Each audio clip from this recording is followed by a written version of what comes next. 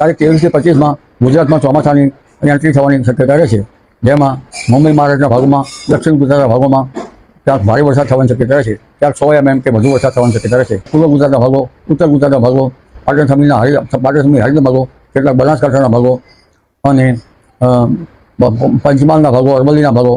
તો નમસ્કાર મિત્રો, સ્વાગત છે તમારું અમારી યુટ્યુબ ચેનલની અંદર. મિત્રો વાત કરવામાં આવે તો ફરીવાર મિત્રો અંબાલાલ પટેલે એક મિત્રો ભારે આગાહી કરી છે ગુજરાતને લઈને. તો મિત્રો વાત કરવામાં આવે તો અંબાલાલ પટેલ દ્વારા મિત્રો એક આગાહી કરવામાં આવી છે અને એની અંદર મિત્રો એવું કહેવામાં આવ્યું છે કે તારીખ 23 થી લઈને મિત્રો 25 તારીખ સુધી ગુજરાતની અંદર ભારે વરસાદ અને વાવાઝોડાની આગાહી કરવામાં આવી. તો મિત્રો આગળ વાત કરવામાં આવે તો તમને બધાને ખબર જ હશે કે અંબાલાલ પટેલ મિત્રો અવારનવાર આગાહીઓ કરતા જ હોય છે, પણ આ વખતે મિત્રો કંઈક અલગ જ ગુજરાતને લઈને આગાહી કરવામાં આવી છે. અને સાથે સાથે મિત્રો વાત કરવામાં આવે તો અંબાલાલ પટેલ દ્વારા એવું પણ જણાવવામાં આવી રહ્યું છે કે મુંબઈના ભાગોમાંથી વાવાઝોડા અને વરસાદની શરૂઆત થશે અને ધીમે ધીમે ગુજરાતની અંદર વાવાઝોડું ને વરસાદ આવશે.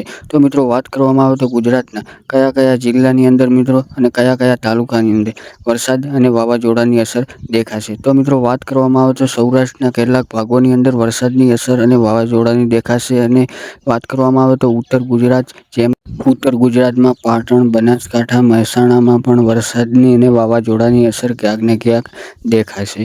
તો મિત્રો ક્યાંક દરિયા કિનારાની અંદર પણ મિત્રો વાવાઝોડાની અસર દેખાશે. અને સાથે સાથે મિત્રો વાત કરવામાં આવે તો અંબાલાલ પટેલ દ્વારા અમુક દરિયા કિનારાના વિસ્તારોની અંદર જેમ કે સોમનાથ છે, જુનાગઢ છે અને દ્વારકા છે, એ બાજુ પણ અસર ક્યાંક ને ક્યાંક જોવા મળશે. અને સાથે સાથે વાત કરવામાં આવે તો માછીમારોને પણ દરિયો ખેડવા માટે મિત્રો સાવધાન રહેવાની અપીલ કરવામાં આવી છે અંબાલાલ પટેલ દ્વારા. અને સાથે સાથે મિત્રો વાત કરવામાં આવે તો તમને બધાને ખબર જ છે કે હવે મિત્રો ચોમાસાની શરૂઆત થઈ ગઈ છે અને ગુજરાતની અંદર અમુક વિસ્તારોની અંદર મિત્રો હજી બિલકુલ વરસાદ આવ્યો નથી. તો મિત્રો હવે તારીખ 23 થી લઈને મિત્રો 25 સુધી મિત્રો વરસાદની અંબાલાલ પટેલ દ્વારા આગાહી કરવામાં આવી છે.